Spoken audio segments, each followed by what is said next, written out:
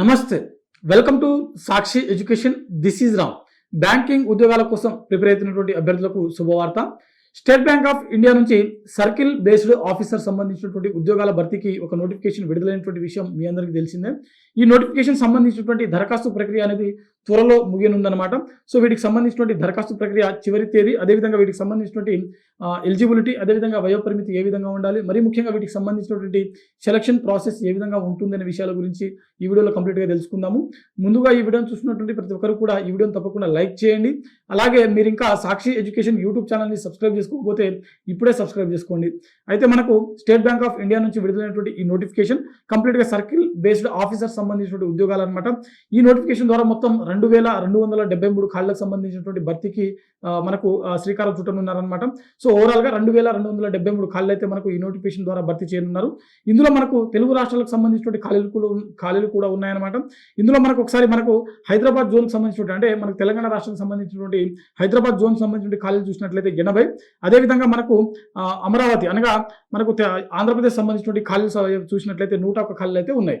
ఓవరాల్గా మనకు హైదరాబాద్ నుంచి 80 ఖాళీలు, అదేవిధంగా అమరావతి నుంచి మనకు 101 ఖాళీలు అయితే మనకు ఈ నోటిఫికేషన్లో ఇక్కడ చాలా స్పష్టంగా మెన్షన్ చేయడం జరిగింది. సో టోటల్గా విడుదలైనటువంటి ఈ నోటిఫికేషన్ 2273 ఖాళీలు అయితే ఉన్నాయన్నమాట. అయితే మనకు తెలుగు రాష్ట్రాలకు చెందినటువంటి అభ్యర్థులు ఎవరైతే ఈ పోస్టులకు దరఖాస్తు చేసుకోవాలనుకుంటారో ఖచ్చితంగా స్థానిక భాష అయినటువంటి తెలుగు ప్రావీణ్యం అనేది కంపల్సరీ ఉండాల్సి ఉంటుంది.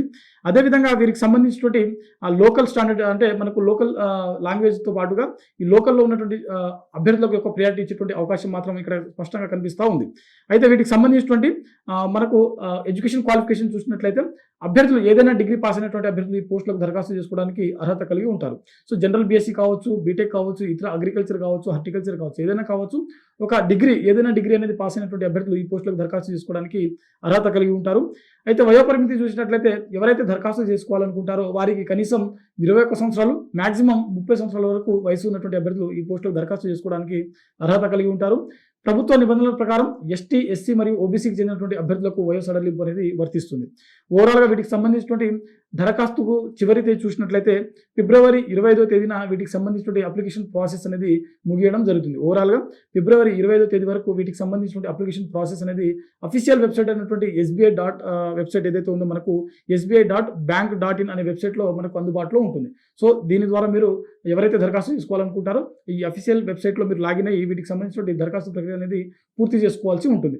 ఎంపికైనటువంటి అభ్యర్థులకు నెలకు స్టార్టింగ్లోనే 48,480 రూపాయల నుంచి 85,920 రూపాయల వరకు నెలకు జీతం అనేది చెల్లించడం జరుగుతుంది.